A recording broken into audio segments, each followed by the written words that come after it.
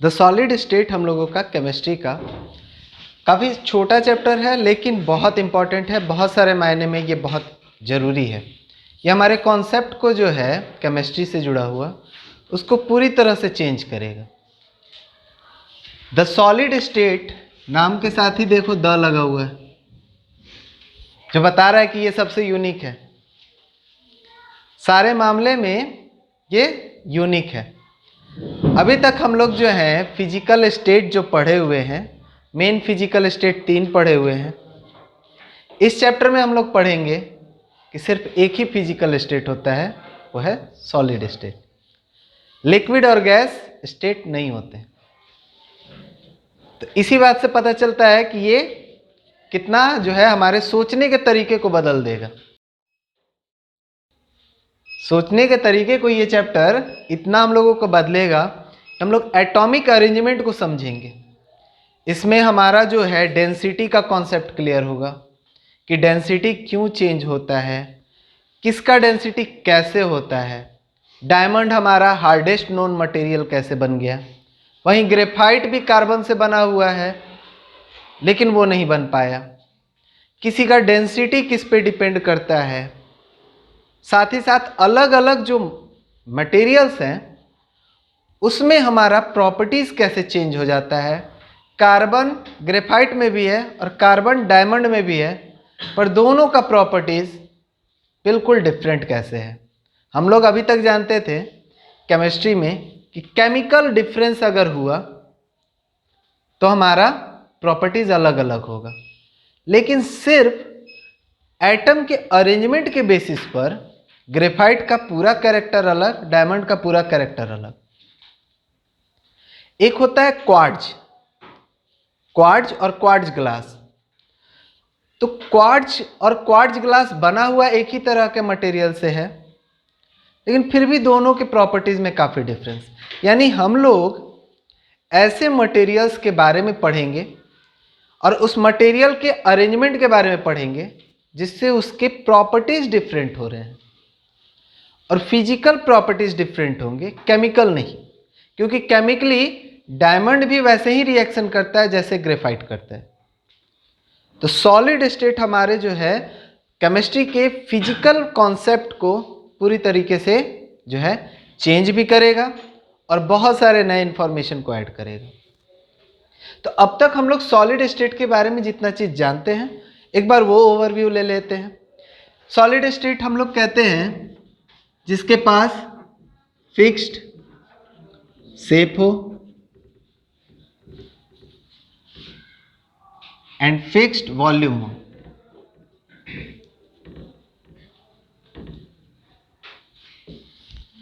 हमारा जो सॉलिड होता है उसका शेप भी फिक्स होता है और हमारा जो है उसका वॉल्यूम भी फिक्स होता है। पर सॉलिड स्टेट में कुछ ऐसे सॉलिड्स हैं जिनका शेप फिक्स नहीं होता, जैसे ग्लास। ग्लास हमारा जो है वो दिखता है कि उसका शेप फिक्स है, पर बहुत सारे ऐसे बिल्डिंग्स में जो धूप में रहते हैं, लेट से सऊदी अरब वगैरह के जो हैं, तो वहाँ की जो है टेम्परेचर के वजह से वहाँ जो ग्लास है उसका देखा गया कि बेस मोटा हो गया है और जो है टॉप पतला हो गया, यानी कि फ्लो कर रहा है वो सॉलिड, लेकिन उसमें भी फ्लो करने का ऑब्जर्वेशन पाया गया, देखने को मिला। तो आखिर ये जो है चेंज क्यों आया? तो ये होता है हमारा pseudo solid, super cooled liquid, उसको हम लोग कहते हैं सूडो सॉलिड। सॉलिड में भी ऐसे सॉलिड्स हैं जो फ्लो करते हैं, पर हमारा जो है सॉलिड का मेन डेफिनेशन यही बनेगा कि ऐसा कोई भी मटेरियल जिसका शेप फिक्स्ड है उसको हम लोग सॉलिड बोलेंगे और जिसका वॉल्यूम भी फिक्स है।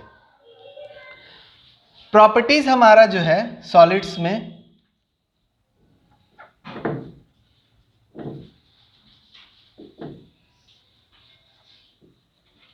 पहला सेम डेफिनेशन से उठा लेते हैं, fixed shape and fixed volume.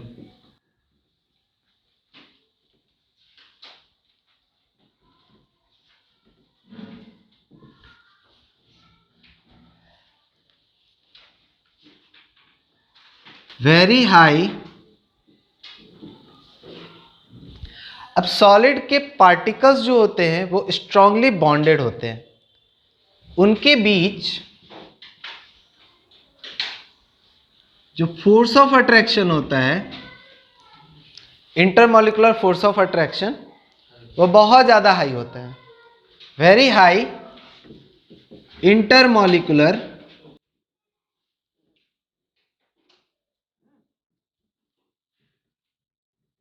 Force of attraction.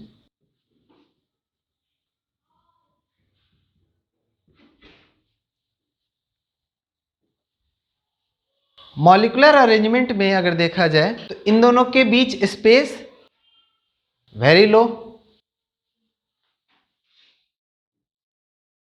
Very low intermolecular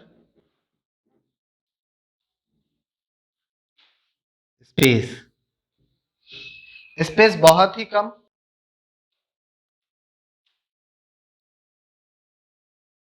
melting point and boiling point very high. इनका जो है मेल्टिंग पॉइंट और बॉइलिंग पॉइंट हाई होता है। कुछ एक्सेप्शंस मिलेंगे, जैसे हमारा सोडियम, पोटेशियम, ये सब का मेल्टिंग बॉइलिंग पॉइंट कम होता है। गैलियम हाथ में रखेंगे मेल्ट कर जाएगा। डेंसिटी वेरी हाई, इनका डेंसिटी बहुत ज्यादा होता है सॉलिड्स का।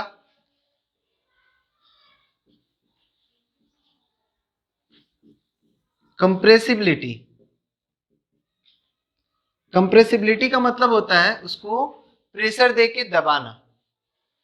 तो प्रेशर देकर इसको जो है सबसे कम दबाया जा सकता है, नहीं के बराबर, नेग्लेजिबल। इनका कंप्रेसिबिलिटी फैक्टर सबसे कम होता है, इनको सबसे कम दबाया जा सकता है। कुछ सॉलिड ऐसे हैं जिनको दबाया जा सकता है, फॉर एग्जाम्पल स्पंज।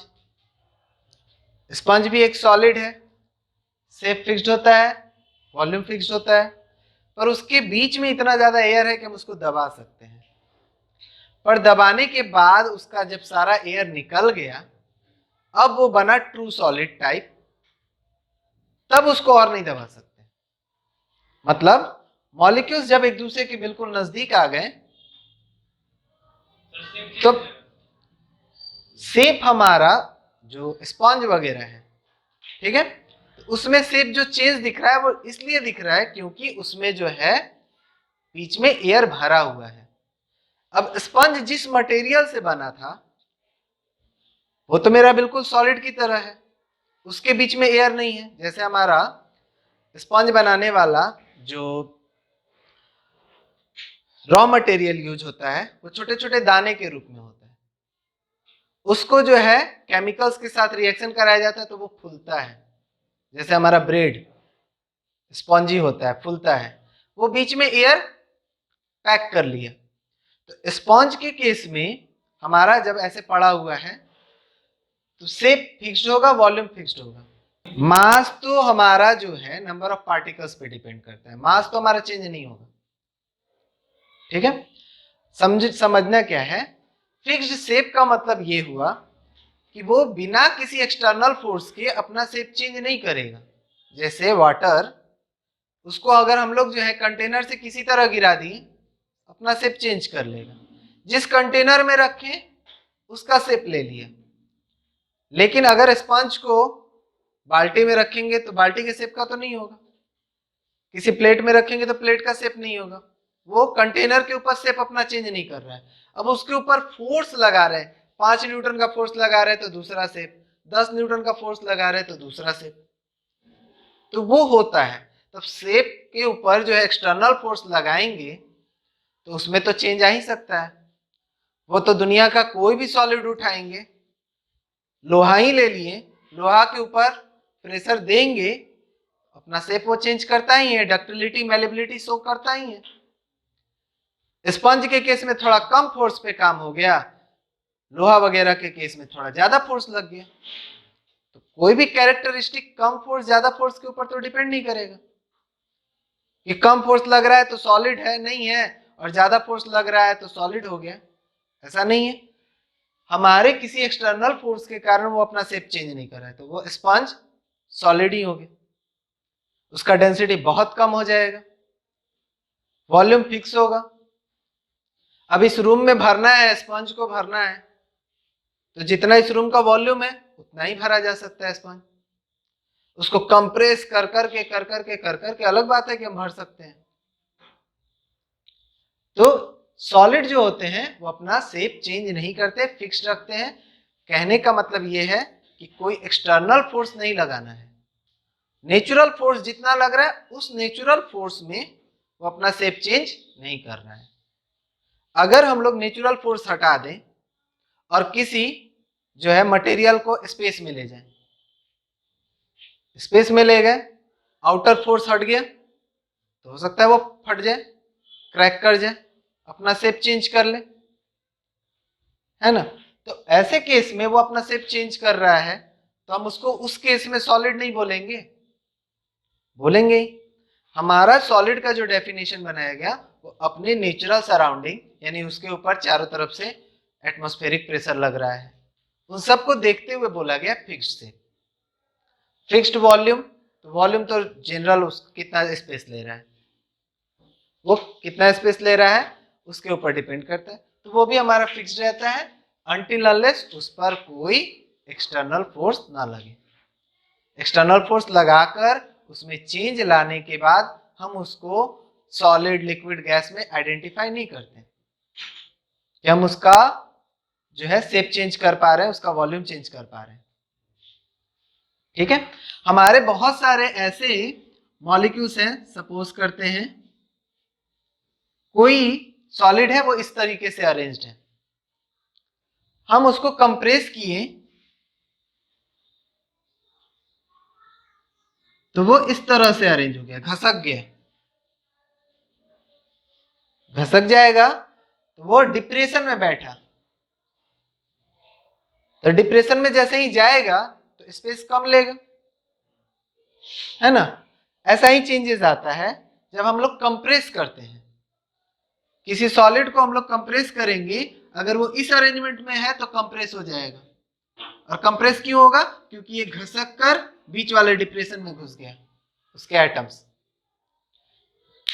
जैसे हमारा ये दोनों पोर्शन है ऐसे है बराबर, लेकिन घसक कर अंदर घुस गया, तो जैसे ही अंदर वाले पोर्शन में गया स्पेस कम लिए, कंप्रेस हो गया, शेप तो चेंज हो गया।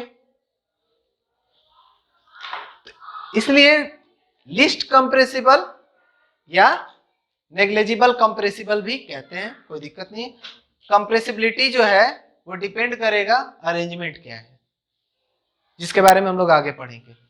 डेंसिटी इसका लिक्विड और गैस के रिस्पेक्ट में बहुत ज्यादा होता है। मेल्टिंग बॉइलिंग पॉइंट बहुत हाई होता है। हाई क्यों होता है, due to high intermolecular force of attraction. अगर पूछा जाए कि सॉलिड्स का मेल्टिंग बॉइलिंग पॉइंट हाई क्यों होता है, तो due to very high intermolecular force.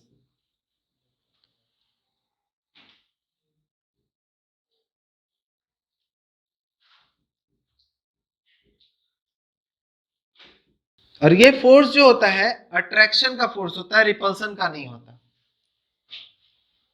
जो एटम्स के बीच, सॉलिड के एटम्स या मॉलिक्यूल्स, इस पूरे चैप्टर में जब हम लोग वर्ड यूज करेंगे एटम, इसका मतलब ये समझना है उस स्पीसीज जिससे वो बना है। एटम का मतलब एटम नहीं समझना है, एटम का मतलब जिससे वो बना है, चाहे वो आयन हो, चाहे वो मॉलिक्यूल हो, चाहे वो एटम हो। एटम एलिमेंट के केस में एटम, कंपाउंड के केस में मॉलिक्यूल, और आयन के केस में, सॉलिड के केस में आयन, सॉलिड आयनिक सॉलिड के केस में। तो हम लोग इस पूरे चैप्टर में एटम वर्ड यूज करेंगे। ठीक है, जैसे हम लोग पढ़ेंगे कि एटम का कितना पार्ट उसमें है, यूनिट सेल में कितना पार्ट एटम का है, तो कितने एटम प्रेजेंट है। तो एटम का मतलब सिर्फ एटम नहीं है यहाँ पर इस चैप्टर के लिए, एटम का मतलब हम लोगों का मॉलिक्यूल और आयन भी है। तो केमिस्ट्री के इस कॉन्सेप्ट से अलग होकर यहाँ पर हम लोग सोचेंगे कि एटम का मतलब सिर्फ एटम नहीं, मॉलिक्यूल भी वही चीज है। मॉलिक्यूल को भी इसमें स्फेरिकल लिया जाएगा, आयन को भी स्फेरिकल लिया जाएगा, एटम को भी स्फेरिकल लिया जाएगा। ठीक है, तो intermolecular force of attraction between atoms, और आप आंसर में भी एटम्स लिखते हो, कोई गलत नहीं है, क्योंकि इस चैप्टर में कॉन्सेप्ट ही इसी पर चलेगा। हम यहां पर बोल रहे हैं ये एटम है, ये एटम है, ये एटम है, ये एटम है, इसको मॉलिक्यूल भी समझना हो सकता है ये H2O हो, ये भी H2O, ये भी H2O, ये भी H2O। आइस के केस में NaCl, ये Na plus Cl minus, Na plus Cl minus, हर उस अरेंजमेंट को एक्सप्लेन कर रहे हैं जो एटम, मॉलिक्यूल और आयन तीनों पर काम करेगा। तो सिर्फ एटम का मतलब एटम नहीं समझना है इस चैप्टर में, पार्टिकुलरली इस चैप्टर में, क्योंकि हम लोग जो हैं सॉलिड स्टेट में फिजिकल कॉन्सेप्ट पे बात कर रहे हैं, केमिकल एस्पेक्ट पे बात नहीं कर रहे हैं कि फिजिकली वो कैसे अरेंज्ड है, फिजिकली वो कैसे कैसे चेंज कर रहे हैं, इस पे हम लोग बात करेंगे। इसलिए एटम को मॉलिक्यूल भी कहा जा सकता है, आयन भी कहा जा सकता है, सेम कॉन्सेप्ट एप्लीकेबल होगा। डेंसिटी हमारा इसका वेरी हाई क्यों होता है? क्योंकि इसमें वेरी लो इंटरमॉलिक्यूलर स्पेस होता है।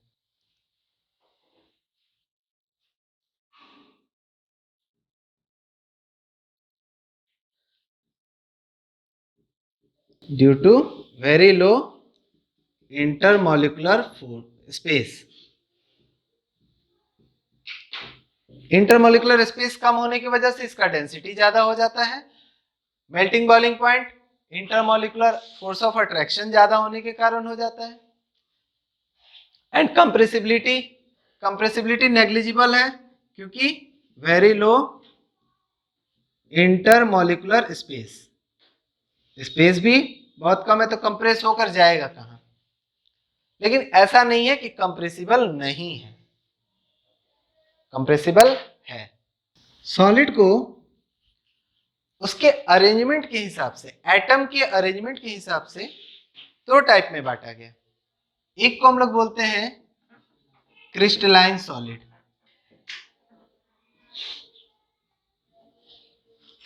और एक को हम लोग बोलते हैं amorphous solid.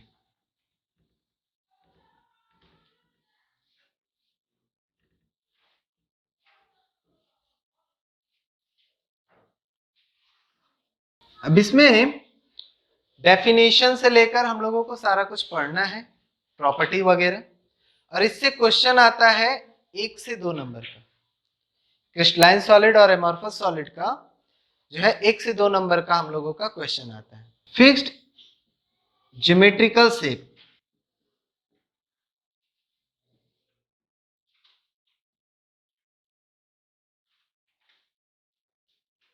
No fixed geometrical shape.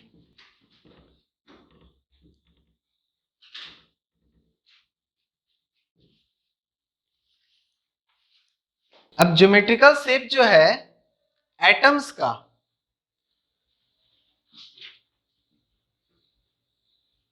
इसमें फिक्स्ड होता है, या यूं कहें long range of fixed geometrical shape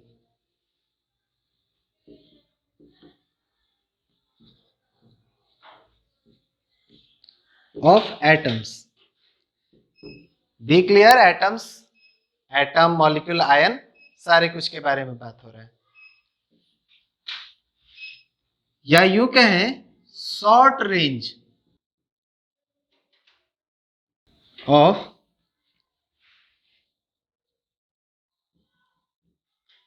fixed geometrical shape of atoms. Crystalline solid में हमारा फिक्स ज्योमेट्रिकल शेप मिलेगा या फिर long range of fix geometrical shape मिलेगा। हमारा जो एटम होता है वो ढेर सारा एटम है और उसमें लॉन्ग रेंज में एक ही तरह का ज्योमेट्रिकल शेप मिलेगा। जैसे हम लोग मान लेते हैं कोई इस शेप में अरेंज्ड है, तो ये लॉन्ग रेंज ऑब्जर्व होगा। लेकिन हमारा जो है एमॉर्फस फॉर्म अगर हो गया, उसमें भी एक स्ट्रक्चर देखने को मिलेगा, लेकिन शॉर्ट रेंज में। जैसे अब शेप ये वाला एक लाइन मिल गया, लेकिन हमारा बाकी नहीं मैच कर रहा है। इसमें हमारा एक ही जैसा पैटर्न लॉन्ग रेंज में दिख रहा है, इसमें ये पैटर्न दिख रहा है पर बहुत थोड़ा थोड़ा शॉर्ट रेंज में। तो ये हमारा हो गया क्रिस्टलाइन फॉर्म।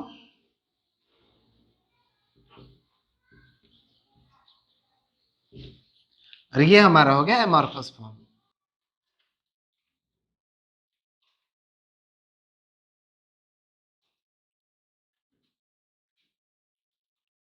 क्रिस्टलाइन सॉलिड का अगर हम लोग एग्जांपल्स देखें तो डायमंड,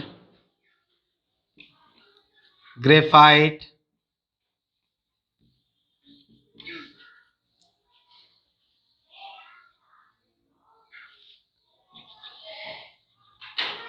क्वार्ट्ज, ईटीसी।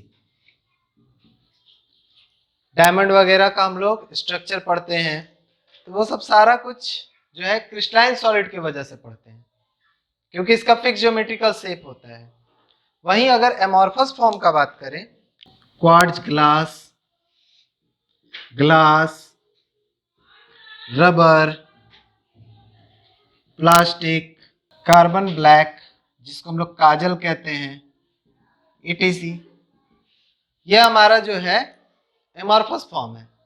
जो क्रिस्टलाइन सॉलिड होते हैं इनका sharp melting point and boiling point होता है, यानी कि एग्जैक्टली फिक्स्ड जो है टेम्परेचर पे ये अचानक सॉलिड से लिक्विड में बदल जाएंगे।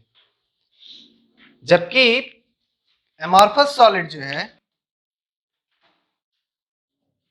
नो फिक्स्ड या sharp melting point and boiling point. इनका मेल्टिंग पॉइंट शार्प नहीं होता, कहने का मतलब उनको गर्म करेंगे तो पहले वो मुलायम होंगे और तब जाकर मेल्ट करेगा। सॉलिड जो क्रिस्टलाइन होगा वो एक खास टेम्परेचर पे अचानक सॉलिड से लिक्विड में बदल जाएगा। लेकिन एमॉर्फस वाला क्या होगा, धीरे धीरे पहले सॉफ्ट होगा, जैसे प्लास्टिक, पहले हार्ड प्लास्टिक से सॉफ्ट प्लास्टिक बनता है एंड देन उसके बाद वो मेल्ट कर जाता है।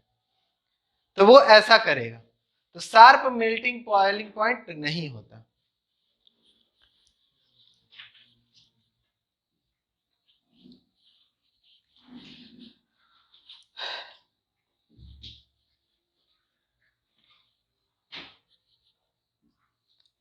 Sharp edge when cut through knife।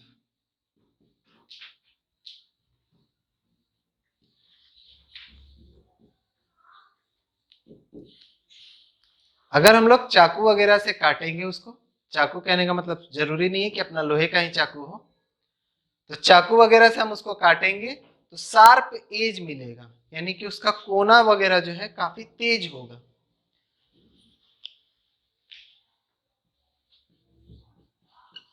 No sharp as.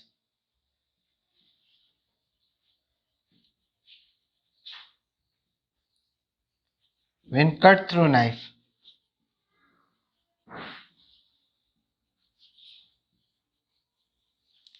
उसको नाइफ से अगर हम लोग कट करते हैं तो शार्प एज नहीं मिलेगा। इसको नाइफ से अगर हम लोग क्रिस्टलाइन सॉलिड को कट करेंगे तो शार्प एज मिलेगा।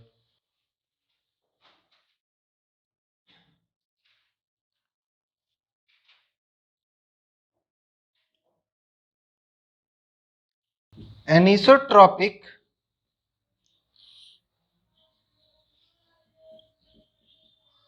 in nature, that is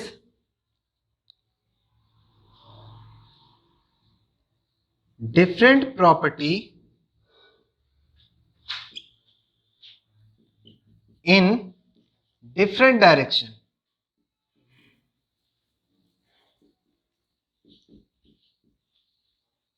अलग अलग डायरेक्शन में अलग अलग प्रॉपर्टी होगा।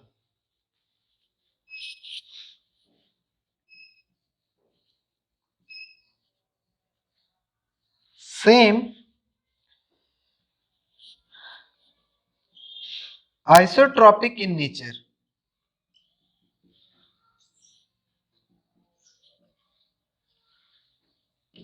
that is same property in different direction।